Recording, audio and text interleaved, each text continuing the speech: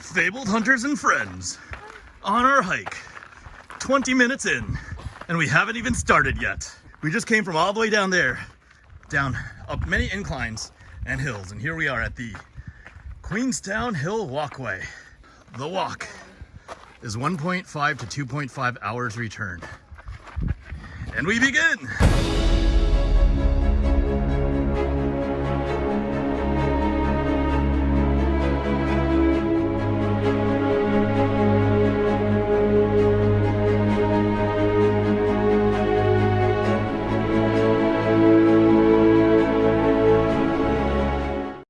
All right. Welcome to Fabled Hunters. I'm Yuanji. I'm Saint. And today we're going to talk about some stuff. That's right. We're going to catch everybody up on how long's it been? We got the HeavyHitters opening out, and presumably they'll have seen it. It was an awesome opening experience. It was an awesome review of HeavyHitters, right? Yeah. But it's been so long. Let's real talk. When's the last time we actually sat down and filmed? Is this the first actual filming session of 2024? No, it was the first time since right before I think you left for Queenstown. Oh, that's right. So it's the second time in 2024. Yeah. But all we successfully did was film our Patreon videos, as well as do a quick opening, a short opening of Dusk Till Dawn. Right? Yeah, we did Dusk Till Dawn, and then it was not a short opening. It was It was a very lengthy. The opening. video was short. The experience was over 8 hours. Yeah. Right. So yeah, what's been up with you? Like, you went to New Zealand. Yep. You kicked some butt. I kicked moderate butt. I wish I could have kicked more butt. Like learning things on the fly. Like don't arsenal a block card because I've never seen a block card in my life before because I skipped all of. BL bright lights, right? What so at the Celebrational, the person who won and you you were right up there, gets to kind of make their own card. What was your card that you wanted to I think I submitted it the night before, but it was a card to synergize off of Snatch. Brody, who actually won, just had a retarded card, okay? Me, I would say it was a rather interesting card. Yeah. It was Snatched, called like Snatch with the ED, the past tense of Snatch, my favorite card. And it was 0 for 4. Yeah. It was draw a card, right? Yeah. But if this card hits, put one card back on top of your library. So it's like a reverse. It's a reverse snatch because it's what happened after you snatched, right? It's like the past tense of snatch. Yeah. So you already snatched, you already got your card. But once it hits, and then this creates weird synergy, and block 2 to make it fair because I ran it by the J-Dubs himself. He's like, block 3, it's too strong. Old school snatch is block 2, so make it block 2. Yeah. And 0 for 4, and you get the card up front, but once it hits. So it actually gives people incentives to let it hit. Isn't that kind of... Dude, what if you're like playing like a hero that plays like attack reaction like Bolton? Yeah. And you like play it, and then you draw the card's attack reaction and you just like play it. You don't have any cards in your hand. Yeah. Isn't that card just like ridiculous at that point? Then it's just like a 1 card 10? But if it hits, put a card back on top. But you don't have any cards in your hand. But you presumably start with roughly 4 cards, right? No, this is the last card that you play. Well, then it's really situational, and then you get to win the game, right? Okay, pretty interesting design. I wasn't invited, but I thought of a cool card that I would make for you, where it would be like an attack reaction and it costs 0. And all it does is you destroy target defending card. Destroy target defending card. Meaning, so you're playing Dorinthia. Could it even be a defense reaction? Like if they got like they play like an unmovable from their arsenal. Unmovable, and you destroy the unmovable. Bam. That's pretty cool. Yeah. Yes, but what if they don't block? Then it's useless. Then it's useless. Okay, so just destroy. And it would have to be a red, I think. It'd have to be a red. Yeah. Okay. Yeah, like it can't be like a blue, and I think a yellow probably would be too. A red like 1 cost? It wouldn't be cost 0, right? No, it'd be like 0. An instant though, right? Yeah, it's attack reaction. Attack reaction instant or attack reaction 0. Yeah. That's 1 pitch. Yeah. Huh. would that be too strong? Because an unmovable is 2 cards. You're trading 1 card for 2 cards. Right? But I don't know. Just don't play. I mean, it's like the same with route, right? Like route does something similar. Only route costs 3 though. Yeah, but route also buffs your attack by 3. Yep. And this one just. But this one, it destroys. Route, you could still route the defense reaction back into their hand and they can recast it, right? Yeah. So route would only be a 1-for-1 and it costs. Yeah, but so I'm saying this one has to cost at least 1 or 2. Maybe, right? but then also something cool that you could do is you could like if they're blocking with an armor that has like some utility. Yep. You're like, now it's destroyed. But okay, we're on a tangent. We're on a tangent. We're already on tangents, and it's like minute 5 of the video. But you did really well at the Celebrational. Yeah. Was within a couple life points. I was leading on Brody during our little thing, and he got that vicious wind up or some really awesome 5 attack react thing, the 2 for 5. Yeah. To win. Fatal engagement. Yes, it was fatal engagement. I'm thinking it was vicious, but yes, fatal engagement. For you. It was vicious for me for blocking, and also fatal. It was indeed fatal. I probably would have lived if I didn't block. Yeah, but that was cool. Hats off to Brody. Hats off to Melody for playing me even, although she should have just like not blocked and let me win because I was leading. Salty. That's just salty talk. No, it was roughly even. It was my fault for arsenaling my block card. Yeah. And who else did I lose to? I lost to Elliot from 1-2 Juice. Played really well. I was leading until Kasai, sourced an army or raised an army. Yeah. And I was not smart enough about Reinar's options to pitch a card, then discard a card to create a token, then double Mandible Claw to kill the army. Yeah. And I was up by like almost 20 life points, and the army took me out because I didn't know to, I just the Runaways gave me the scouting part. It was like, play this like you play Guardian. First it was Underdog Blitz, play Guardian, and I just have to shout out the Runaways because they were like, Yoji is the best option for Underdog Blitz. Yeah. And I played Yoji. Brody played Yoji. Yeah. And so did Kelvin Law, number 1 XP in the world. So Brody's number 1 XP in North America, Kelvin Law, number 1 XP in the world. So everybody played Yoji, and everybody that played Yoji did really, really well in Underdog Blitz. So really awesome Reco from the Runaways. They also, it was Craig Krembles, who was the commentator, our caster, and it was obviously Mansant from Savage Feats, who was actually doing the audio visual of the event. Both Runaways, they helped me cobble together the Guardian format of Reinar to play in the Heavy Hitters Classic Constructed. Yeah. Thanks to them. But they're like, play this like you play a Guardian. I'm like, Guardian, block with up to 2 cards, pitch 3, attack red attack for 7. And it didn't occur to me that I could literally use the Mandible Claws to kill an army. Yeah. But yeah, that was on me. They were like, it's one of the asterisks, Saint. That's one of the interactions. It's okay, you dropped the game, don't worry about it. Yeah. And even Jason Lai was like, what is he doing? He's got the Mandible Claws right there. He's got the win. He's got blue in his hand. He can pitch. He could do this. He's got the right resources. What are you doing, man? You're up by 18. And I ended up losing that game. So it was that, and obviously the televised game, Kelvin Law, who if you didn't make that mistake, then you wouldn't have learned as vividly as you now do. Yes. Now I know to never, ever Arsenal block card. Unless you've got Crown of Seeds, right? You could Arsenal block card. Or that new card. Or the new card, Standing Order, right? Yep.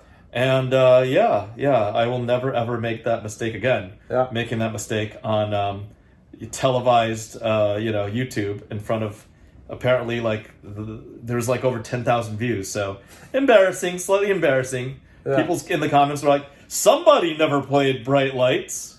And they would be right. You got me. They're right. You got me. That's not something I'm embarrassed of or ashamed of. I didn't play Bright Lights. You got me. I didn't miss anything, guys.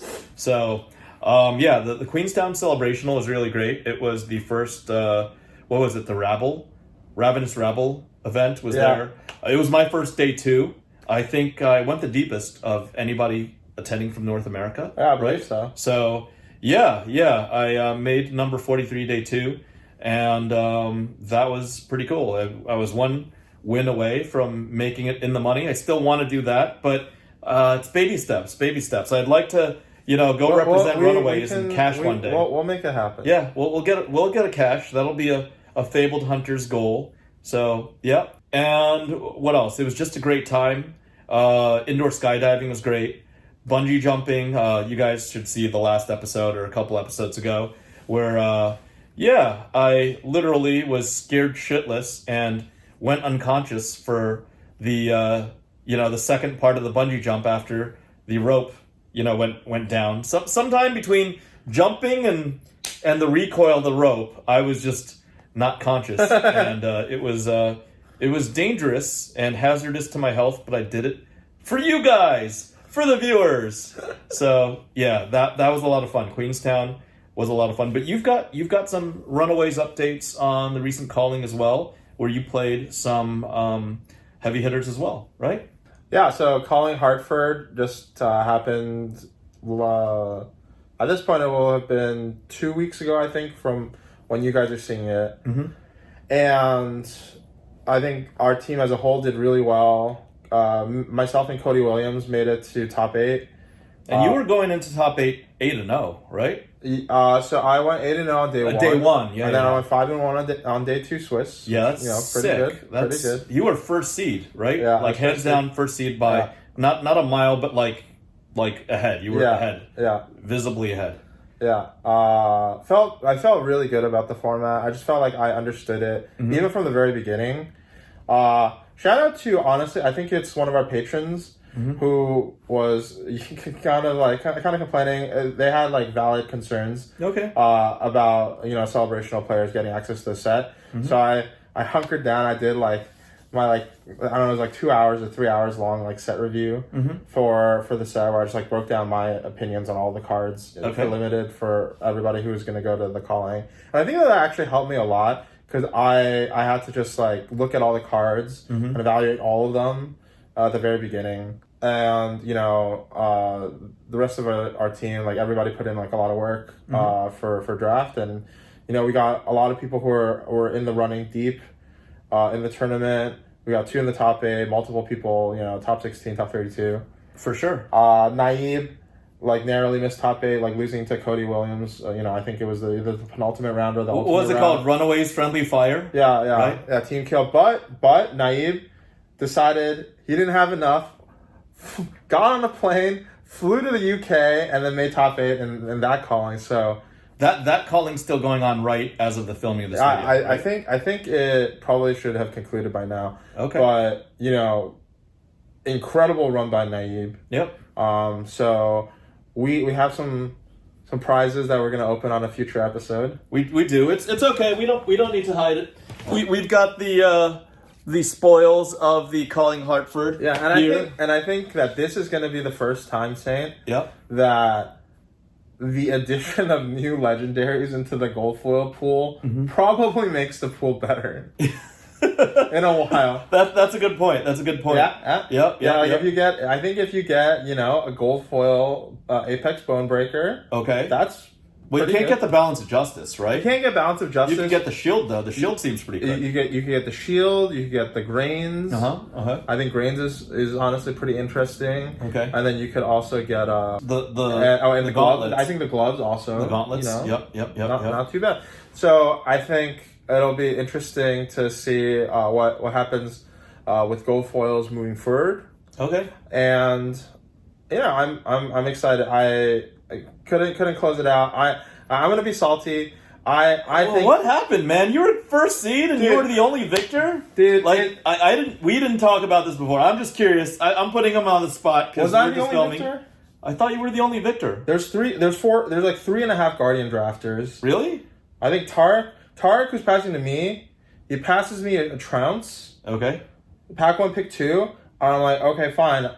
This is a Guardian Bomb. I'll go into Guardian. A Trounce is a Guardian Bomb? Mm-hmm. Isn't it just a big attack? It's just big numbers? No, Trounce is the block card that you clash twice. And then if you win the clash, you make a Vigor, a Might token, and a gold. Okay. Wow. So Okay. If you win both clashes, obviously on Victor, that's nuts. You get to also draw a card because you made a gold token. Okay. Let's not talk about that. But the main reason why that card is good is because Guardian has a couple of cards where if you win the clash with that card, you get a token. So just getting to clash twice, and then not necessarily having, you know, a negative outcome if you lose one of the clashes is already pretty strong, I think, by itself. And it's a block. It's a block card, so you can. Wait, you know, so you're saying Tarek Patel, my Shifu, he passed you Guardian, and he wasn't playing Guardian. And then he moved into Guardian.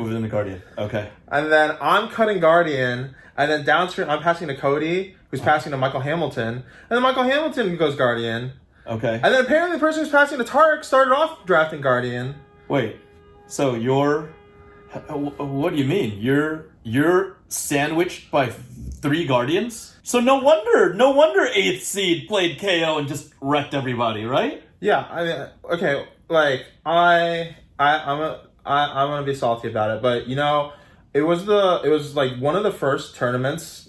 Other than, you know, whatever, like the tournaments that I win, obviously, like I don't have any like regrets about like any winning. About any of the plays I did, but this was like, you know, I lost in top 8, but I don't have any feels bads or any like moment where I'm like, oh, I wish I had done like something different. Every game I thought I played really well, and even how I navigated the draft, like it sucks that, you know, I'm in the Guardian sandwich, but I think that if I had the same start and we did 100 drafts, I would draft the same way at least 99 times. Okay. So, no regrets from this guy. Yeah, so yes. It was really... If it's any help, you lost to the eventual culling winner, right? Yeah. The 8th seed guy, because he had a busted KO deck. I didn't know how to run. Like, I never once. I played probably 6 different, you know, limited formats of heavy hitters. Yeah. And I never had the chance to play a KO that strong, because he'd be busting out like 15 damage turns and still find a way to convert on his Mandible Claw. He's like, oh, well, 15 damage was enough. I've got 2 resources left, and here, take it in the chin for another 3, you know, with the claw. Yeah. So, I mean, like, okay, like, well-deserved to him, honestly. Like, he sees the open cards, he goes to the open card. Yeah. I think it was like a cast bones that went around, and then it like wheeled or something. I don't know. It made a way all around the table. Then we want to pick it. I remember feeling very pained when I passed that card. Okay. Because I thought for sure either Cody or Michael Hamilton was going to go Brute. Oh, really? But it turns out neither of them went Brute, and then the person that they passed to went Brute. That's interesting. But I did feel at the end of day 2 of the Calling Queenstown that Brute was the easy way to go, but Brute was also the more dense, meaning like players would just aggregate or congregate towards Brute. So it was a trap a little bit. You know? I didn't feel like Guardian would end up that way, but you know, it is what it is. I drafted Guardian. I drafted Guardian twice. Yeah. In Swiss. So I drafted Guardian all 3 times. Okay. On day 2. And you know, I went 5-1 before. I went 5-1, and then I lost the like. Okay, whatever. Like, yeah, I'm good with it. Yeah. So overall, really happy with how everybody on the team did. Really happy. Wait, what about Cody's run? Like you were there. Cody's run, because we gotta shout out Cody, who went number 2. Yeah, Cody Williams. Cody, and, I think drafted War. Right? I think Cody played Warrior the entire time. Yep. He played. I think also he told me that he felt he played really well the entire tournament. He had his semifinals. He started off. Yeah, super drawing behind. like red line everything, and he still dug out of that, right? Yeah, and then even in the finals, he was saying that like if he had like any hand, it's somewhere in the middle where he like drew a blue, then you know he would have been able to close the game out earlier. And he was leading for some of that until the he KO was came even back, leading, right? I think, up until the last like the very last turn where the very last turn where Mark like accidentally like what's it called? Drew the 5 cards. Drew the 5 cards, and then he talks about it on the episode of the Runaways podcast that we did. But yeah, ultimately, like I got to give shout out to him for one. He's been putting like, forget his results. He's been putting a lot of work behind the scenes, helping the team, you know, keep up with everything, and so I think that in itself, like the fact that the team did so well as a whole, is no small part to his his efforts. Of course. Cody being one of the leaders, and there's one of the original Runaways, right? 4 or 5. Yep. Yeah. One of the definitely one of the original. Not like the OG, but like soon after. Yep. So Cody did a real good job, and we're kind of hoping to carry this momentum forward to PT because 3 calling top 8 players in the last 2 callings, not too shabby. Not too bad. A lot of Runaways representation. Yeah. Yep. And PT is in the USA. Yeah. Reigning national champs. I might, I don't think I'll buy a PTI, but I might actually play if there's a Solve for Warrior. Runaways, Solve for Warrior, please. Right? Yeah. I could play Kasai, that's fine. Yeah. Or Dory, I prefer Dory. Yeah. On Dawnblade with all the awesome gear and some new tech. But yeah, just saying. Yes, I think we can help you out. I think overall really excited to keep playing Flesh and Blood. Yep. And really excited for how the team is doing. Sounds like you might be interested in, suiting up like once or twice. I can be a warrior one trick once in a while. I'd love to play warrior. I can play my own cards. I can play my ass off as long as I know my own cards. I won't necessarily know the opponent's cards because I won't have played enough. Yeah. But sometimes that's good enough just to have a positive showing. And I'd like to learn how to make a day 2. If there's any CC, probably CC calling in Pro Tour, right? Yeah. It's probably going to be classic constructed in the calling. And I'll, if there's a viable slot for Warrior, I'll put my helmet on and go in charging with the Runaways. That'd be a lot of fun. Yeah, so hope to see everybody in LA, and that I guess is the episode. That's the episode. But again, shout out to Legend Story Studios for coming up with such an amazing set. It was an honor to have been invited as one of the 14 contestants at the Celebrational, and hopefully I'd be considered for a future Celebrational showing because it's a really awesome experience to play. And it was just an honor to have rolled out such an amazing set, to be one of the first people to touch this set. It's the beginning of Flesh and Blood 3.0, I hear some are saying. Supposedly you said James has even said, it's like a reinvigorated Fab 2.0, so that's why some are calling it a 3.0. And this set is literally one of the best sets ever. I will call it the second best set next to Welcome to Wraith Alpha in Heavy Hitters. It's selling well all over the place. Check it out. Go out there and actually play the game because the gameplay is just insane. It's the most fun I've ever had. Playing Flesh and Blood, it's balanced as hell as well. It's not like, Tales of Aria where a month later, everybody was playing Briar, right? It was okay to play 5 Briars in a pod, and one of the 5 Briars still would have won in draft, because that's how, I'm just saying, I'm exaggerating, but Briar was just broken back then, wasn't she? Right before the errata, right? I got some wins with Lexi. Oh, you did? Really? Okay. He's a better player than me. I'm just saying, in a pool of noobs, there could be 4 or 5 Briars, and Briar might still win back in the Tales of Aria days. Yeah. So, anyways, thanks for joining us. Thanks for tuning in on our commentary episode. Remember to like, comment, subscribe, twiddle that notification button, support us, the FaBled Hunters on Patreon, where you're also supporting the FaBled Runaways. Let's go Runaways, everybody. And we'll see you next time. Bye!